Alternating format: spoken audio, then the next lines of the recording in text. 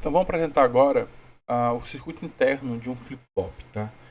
Então nessa figurinha aí nós temos os elementos principais. Vamos começar aqui pelas saídas, tá? Esse circuitinho que está aqui nesse retângulo, né, que parece uma coxa de retalhos, ele nada mais é do que um Lightning End, né?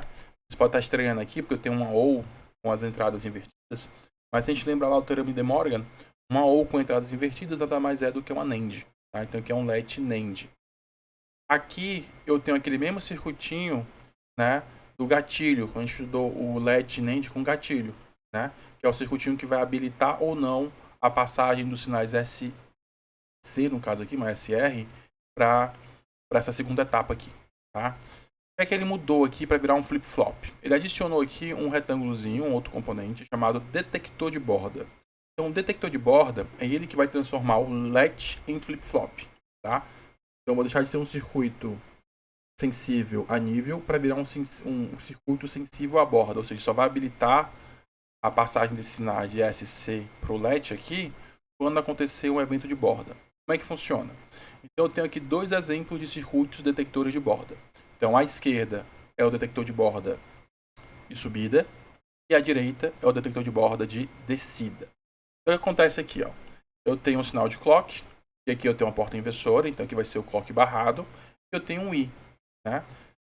No caso, essa porta I ela vai ser modelada próximo do comportamento real. Então, uma porta lógica ela tem um tempo de atraso. Tá? Então, tanto essa porta inversora quanto essa porta I elas têm um tempo de atraso. O que acontece? Aqui é o meu sinal clock e aqui é o clock barrado. Não dá para ver que é clock barrado, mas é o clock barrado. O que acontece aqui? Por um pequeno instante, por causa do atraso da minha porta inversora, o clock barrado vai ser igual ao sinal de clock. Um instante muito pequeno. Tá? Depende do atraso e propagação, depende da tecnologia utilizada para manufaturar esse componente. Quando eu tiver o clock com o clock barrado, como isso aqui é uma porta I, vai ter nível lógico alto na saída. Isso aqui vai ser um instante muito pequeno. Vai ser um instante o suficiente apenas para os sinais que estão na entrada S6 serem capturados e mudarem o estado do nosso Lightning End. Né? Aqui é a mesma coisa. Né? Eu vou ter uma inversora, só que aqui eu tenho uma porta aí com as entradas, né, negadas. Tá? E aí o que vai acontecer? Nesse instante aqui, ó, eu vou ter o clock barrado iguais, né, a zero. E aí o que vai acontecer? Como isso aqui é uma porta AND com as entradas barradas, que é a mesma coisa de você ter uma porta NOR, né, a saída vai para nível lógico alto. Então, basicamente, esses dois circuitinhos aqui é o que permite a gente poder criar um flip-flop.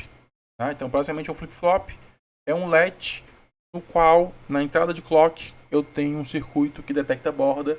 Ele só vai habilitar, né, a mudança de estado, né, do nosso circuito quando acontecer um evento de borda.